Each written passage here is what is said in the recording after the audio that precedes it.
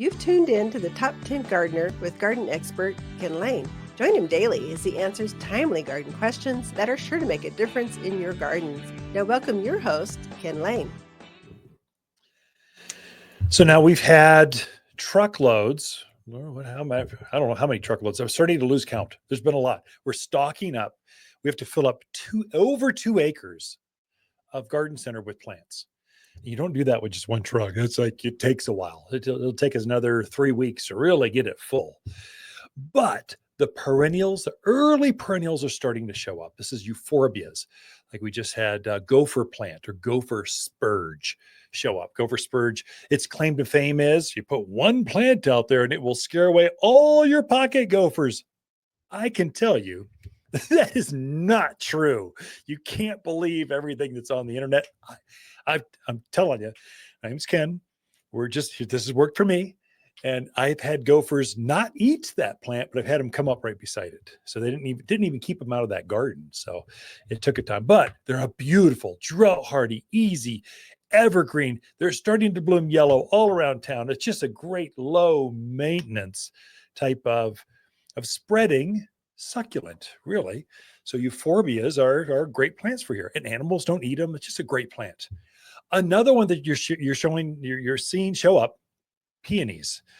I thought I would touch on because I still have customers getting confused. What's the difference between all the peonies? The different growers have loves for different. They're kind of like people. They've got certain hobbies. And I love growing big peonies. I only grow Itoh or the Japanese peonies. Itoh peonies, Itoh, Itoh.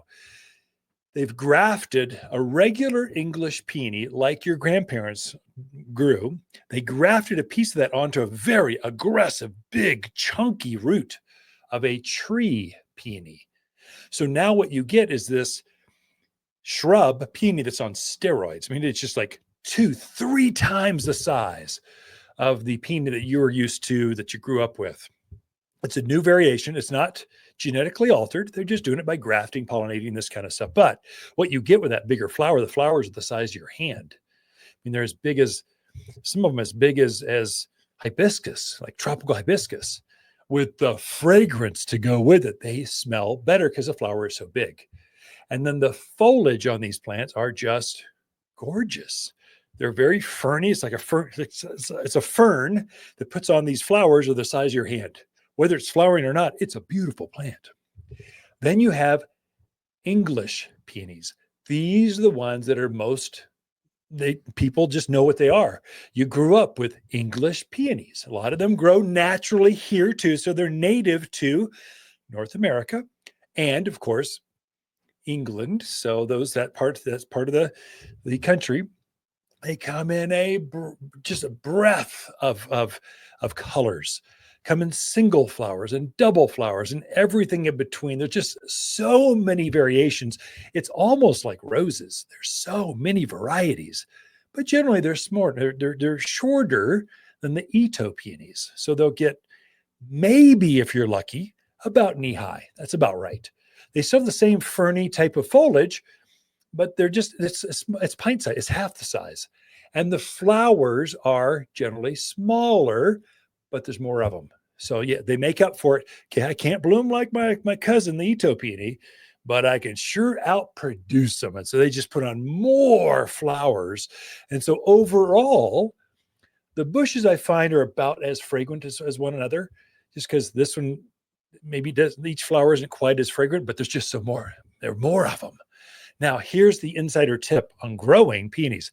They love growing in the mountains of Arizona. They thrive here.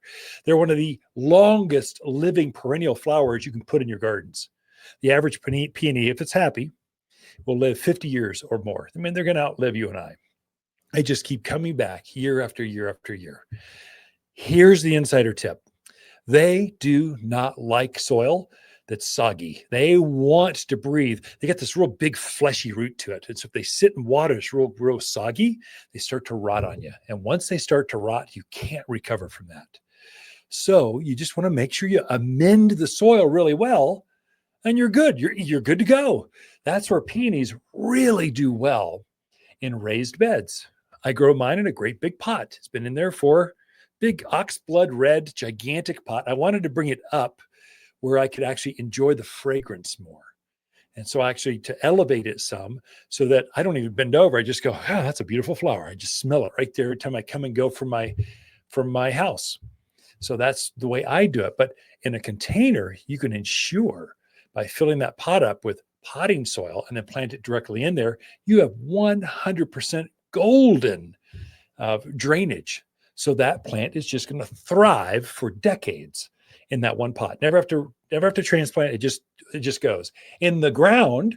Make sure you're amending that with some compost or something. Don't just throw it into that junky soil you got in your yard. Do some gardening and make it happy in that garden soil. And if you do that, literally you have a perennial that comes back year after year after year. Peony, just beautiful peony for years of enjoyment because it's perennial, 50 years or more. That's it for this show. That's Ken and Lisa Lain, the mountain gardeners throughout the week. We love camping out here and helping friends at Waters Garden Center.